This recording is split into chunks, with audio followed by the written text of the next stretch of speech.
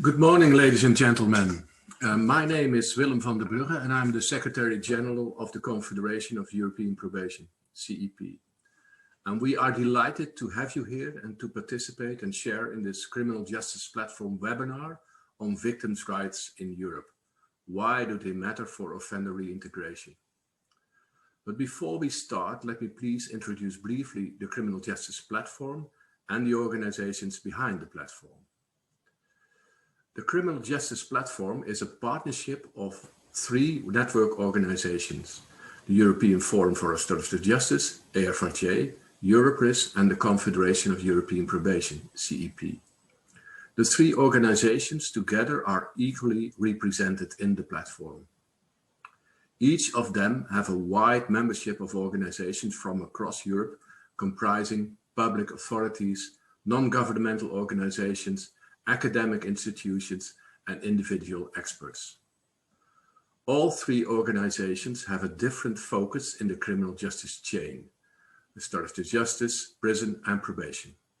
Important to mention is that the Ministry of Justice of Catalonia supports the platform and provides meeting and administration resources in the Center for Legal Studies in Barcelona.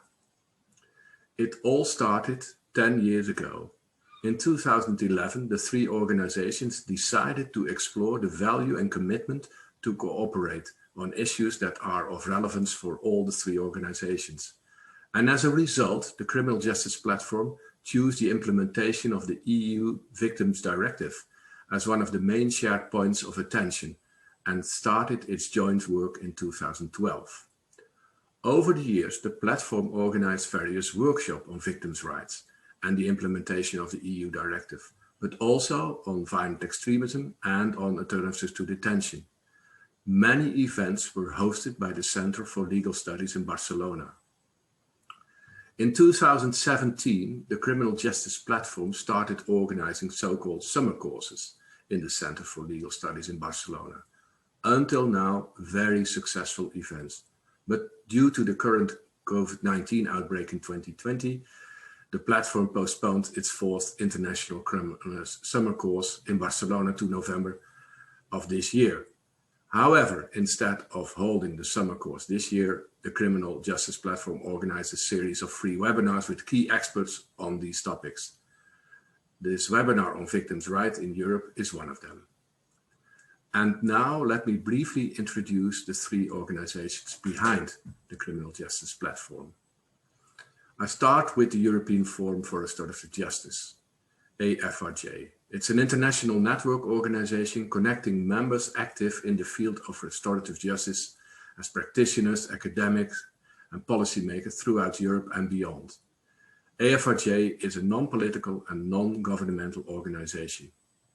EFRJ promotes research, policy, and practice development so that every person may have access to high-quality restorative justice services at any time and in any case. The main focus of EFRJ is on the application of restorative justice to criminal matters, but on other areas such as family, school, and community mediation, they are also addressed by EFRJ. EFRJ has its headquarters in Leuven, Belgium. Executive Director of the forum is my dear colleague Edith Tors. Edith will share this webinar. Good to mention is that in 2020, EFRJ celebrated its 20th anniversary. Europris is the European Organization of Prison and Correctional Services. Europris is also a non-political and non-governmental organization. And Europris brings together practitioners in the prisons arena with specific intention of promoting ethical and right-based imprisonment, exchanging information and providing assistance to support this agenda. Europris focuses on cooperation among European prisons and correctional services, with the aim of improving the lives of prisoners and their families, enhancing public safety and security, reducing reoffending and advancing professionalism in the field of corrections. Europris was founded in 2011, so 10 years ago, and it has its headquarters in The Hague. Executive Director is Gustav Tallving. You will meet Gustav soon. The Confederation of European Probation, CJPE, is also a non-political and non-governmental organization which brings together probation services from around Europe. In 1981, so 40 years ago, it was the number of foreign prisoners in Europe that gave, at that time, 11 members, Western European countries at that time, cause to join forces and found CJPE. And CJPE is the single largest European network organization for the sector of probation and community justice, with the capacity to reach probation staff at both a managerial and an executive level, so practitioners and middle managers. It includes academics and researchers in probation from all over Europe in its network, both as individuals and as member universities and research institutes. CJPE promotes pan-European cooperation in the development and delivery of community sanctions and measures. And CJPE has its headquarters in Utrecht, the Netherlands. But let's go back to today's webinar on victims' rights. Victims' rights in Europe evolved in the past years. In 2012, EU Victims' Rights Directive was adopted, establishing minimum standards on victims' rights, support and protection of victims of crime. As mentioned over the years, the platform addressed the topic in various workshops. In 2020, the European Commission launched its first ever victims' rights strategy. But what are the important elements of this strategy? What are the implications for probation, prison and restorative justice? And how could professionals in this field support victims' rights and make their work more informed on victims' needs? This webinar explores the intersection between victims' rights and offender reintegration, and how these fields can mutually support each other. Speakers of today's webinar are Ms. Alina Kudalkova from the European Commission, the Victims' Rights Team, Ms. Laure Baudriaille-Girard, she's Legal Director of Fair Trials, and Mr. Lievert Alten, Executive Director of Victim Support Europe. Good for you to know is that the webinar will be recorded, and presentations and the recording of the webinar will be available after the webinar on the various platforms of the three organizations. Enough for now. Moderator of today's webinar is my dear colleague Edith Tors, the Executive Director of the European Forum for Restorative Justice. She will lead us into the program and introduce the speakers. Edith, I hand over to you. Thank you very much, Willem, and big welcome to all our speakers and attendees today on this webinar. Just some very short technical information for our attendees, that in this webinar format, you cannot enable your camera and microphone, but of course, you have the possibility to interact with the speakers and with us through the chat or through the Q&A function. So I would like to ask you to write your questions either in the chat or in the Q&A, and we will address these questions to the speakers. Please, if you can write your full name, your country and your organization, so we know where the question comes from. And also, if you address one of the speakers, it's also helpful if you mention that to whom would you like to ask your question. After the presentations, there will be 5 minutes time for short clarifying questions, and at the end of the webinar we foresee about half an hour for discussion. So we might keep some questions for this discussion part, and also if we don't have time today to answer all your questions in the webinar, we will save it and we will make sure that you will receive an answer in a written format later. So feel free to ask whatever is in your mind and heart, and I'm sure that our presenters will be really keen to answer your questions. Before we go to the three presentations of our guests, I will give the floor to Europris Director Gustav Tallving, who will introduce shortly an initiative of Europris. In their knowledge management system, they ask questions from the field in Europe and they collect answers from the different services. And recently they launched a topic on victims' rights. So Gustav will tell us a little bit on the input of the detention services in Europe regarding this topic.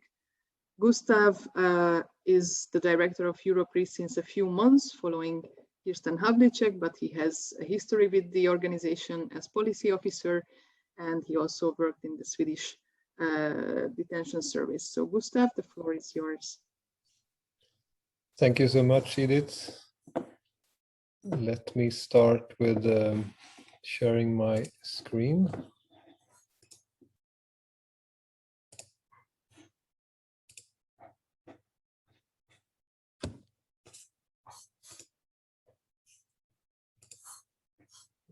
Can you see my presentation now? Very good. Okay. So good morning, everyone. I'm Gustav Tallving, Executive Director of Europris since a couple of months, as Edith mentioned. And I will briefly present the results of KMS request that we sent out a bit more than a month ago to the European prison services, just to get sort of a notion of the knowledge and the awareness of victims' rights issues in European prison services. I'm going to highlight a few findings, and there are more to read in the report, which I will show you soon how to find it. But I will keep this brief just as a food for thought for the rest of the seminar. We do these KMS requests on behalf of our members, and I will just briefly show you how to find them on our website. You go into the starting page, click at EPI's KMS, and you will then find the European Prison Information System, which is a system where we organize and display data from European prison services. And in this KMS page, you find a list of queries. And here on this page, you can see that the second query is the victims of crime query with 8 questions and 7 responses so far. If you enter the specific query of victims' rights, you can then find every individual answer or response from each country, and also download the report as a PDF file. And for this query, we asked the prison services 8 questions in the field of victims of crime. First question was, in what way are victims of crime a responsibility of your service? Are you including victims' rights in your professional training? Are there specific programs or guidelines in use to target or when in contact with victims? What aspects of the EU Victims' Rights Directive are relevant to your work? Further on, what barriers or problems have you experienced in applying the Victims' Directive? Do you have any victim awareness or restoration programs? And regarding victimization in detention, is data being collected on this matter? And finally, what measures are taken to prevent prisoners to be victimized? So these were the 8 questions that were asked, and I will briefly touch upon a few of these. So the respondents so far, and there might be a few more coming in during summer, but we had a deadline, but as you know, sometimes response comes in late.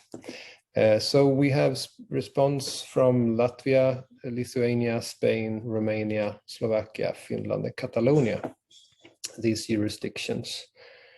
And when it comes to responsibility, the question of if the prison service is responsible for victims' rights issues. As you can see, the first three answer the question in a negative way, that they don't have any responsibility for victims' rights issues. But the four last ones, Romania, Slovakia, Finland, and Catalonia, is clearly responding that they are responsible of certain victims' rights issues. And I would like to highlight Catalonia as a quite an outlier in this respect, because the prison service in Catalonia has the whole responsibility for restorative justice, and that's quite unusual. But with that comes also a greater awareness of victims' issues. When it comes to staff training, there's a diversity on how victims' issues are integrated into their training. In Spain, they have trainings in restorative programs. In Latvia, they address victims' rights in the pre-sentence report training. In Lithuania, in the mediation training. In Romania, they teach in victims' rights and restorative justice. In Slovakia, there is a course on victimology, including victims' rights in their basic training for staff. For Finland, we didn't get any response on this question. And as mentioned, Catalonia, they both go through the legal framework for victims' issues and victims' rights, and also include this in the rehabilitation program training. On the question of whether and how the Victims' Rights Directive is relevant to the prison operations, we got a pretty diverse response. And in Spain, they focus on information, notification, and the possibility to protest for victims. In Latvia, there is a question mark, and that is because it's not very clear if they have really conceived the question as it was posed. In Lithuania, they also focus on the rights to information, notification, but also the safeguarding of secondary victimization. In Romania, they encourage the implementation of restorative justice measures in general. And in Slovakia and Finland, the Victims' Rights Directive and the implications are mostly found in the prevention of domestic violence. But also Finland address other parts as child rights, victims with disabilities, information notification, and also the secondary victimization issue. In Catalonia, they refer to the Victims' Rights Directive when it comes to their sort of broader perspective of restorative justice programs.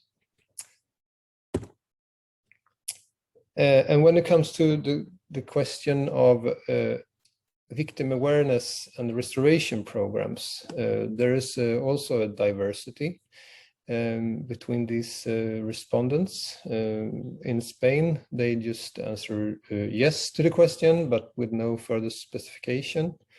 In Latvia, they have a settlement program to address victims' issues. In Lithuania, they offer mediation to victims and perpetrators. In Romania, they have implemented what was previously a project called Educate to Repair. And this is now implemented nationally all over Romania as a restorative justice measure. In Slovakia, apparently they have no restoration programs. In Finland, they use mediation.